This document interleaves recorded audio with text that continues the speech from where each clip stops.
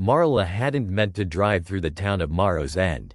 She'd taken a wrong turn off Route 22, hoping to shave a few miles off her trip, unaware that her GPS had gone dead 2 hours earlier.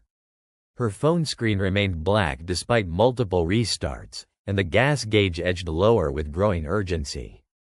The sun, once glaring over the hills, had hidden behind a veil of thick, syrupy clouds, casting the twisted countryside into premature dusk. When the first wooden sign emerged, hand-painted, tipped askew, and reading, "Welcome to Morrow's End," Marla hesitated. The air in her car felt heavier, as if she'd driven into a sealed jar. She told herself she just needed fuel, maybe a bite to eat, nothing more, and turned the wheel past the sign, into the quiet town that seemed to be holding its breath. The place looked paused rather than abandoned. Houses sat upright, clean but eerily still, their curtains parted just enough to hint at watchers within. Lawns were manicured, mailboxes bore freshly printed names, and yet not a single soul stirred. No cars passed on the narrow streets. No children hollered on trampolines. Marla's tires hummed on the asphalt, the only sound for miles. She spotted a rustic station named Granger Fuel near a bend and pulled up beside a solitary pump. The store attached to the station was closed, its sign flipped to "Back Soon." A dusty old bell hung above the doorframe but gave no sound when Marla nudged the door. She peered through the glass and saw a figure, tall, back-turned, motionless behind the counter. Despite the pounding in her chest, she knocked. The figure didn't flinch. She knocked again. Still no reaction. Then, as if doused in cold water, Marla noticed. The figure wasn't standing. It was suspended. She stumbled backward, tripping over a gas hose, scrambling to her feet with her pulse pounding in her ears. She jumped into the car, locked the doors, and turned the key. Nothing. Not a click, not a moan. The dashboard remained black. Panic mounted like water flooding a sealed room. She checked her phone again. Dark screen. Straining to breathe, she sat still for a long moment, watching for movement through the windshield. But nothing changed. That same unnatural stillness wrapped the station. She considered walking. There had to be a town center somewhere. Taking only her coat and keys, she stepped out and started down the cracked sidewalk. As her boots hit the concrete, the wind picked up, sudden and biting. It carried something peculiar, a faint rhythmic noise, too soft to be footsteps, too ordered to be wind. It was like whispering. Hundreds of voices layered under the gusts, moving with her. The deeper she walked into Morrow's End, the stranger the town became. Lampposts turned on of their own accord before she reached them, casting overly warm halos that illuminated nothing clearly. Storefronts had displays that looked more like shrines, mannequins with black veils, clocks set to precisely the same wrong time, and old photographs pinned behind glass, all with blanked-out eyes. She passed what used to be a diner, a hair salon, and a pharmacy, but every door was locked tight, and every interior revealed the same uncomfortable truth.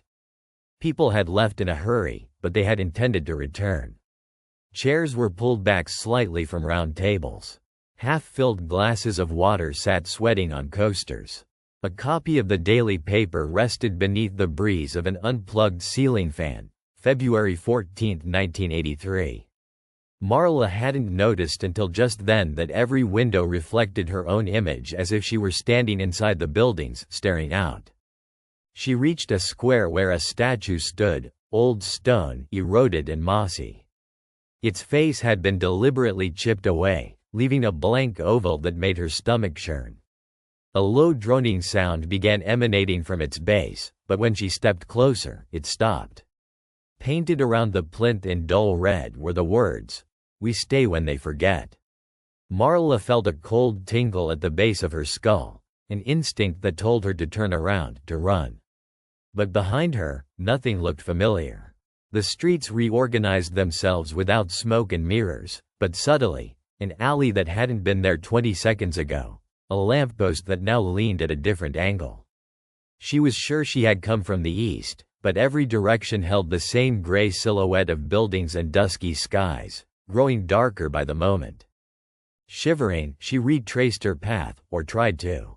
But signs no longer made sense.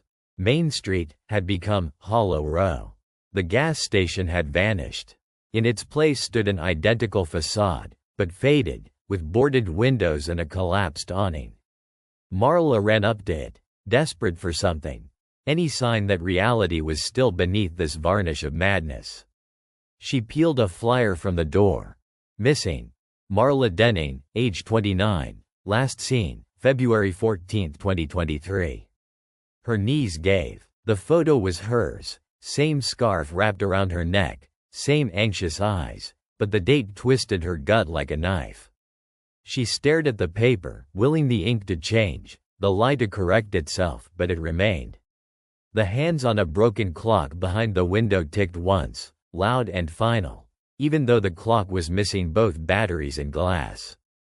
Clutching the flyer, she backed away and turned down another street, this one lined with homes that seemed to watch her with judgment.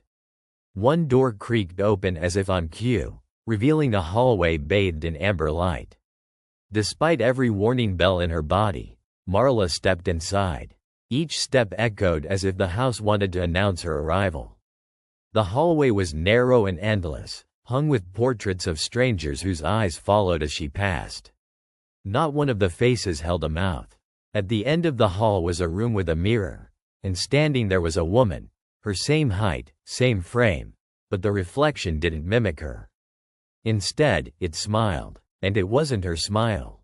Marla recoiled, but her body didn't move.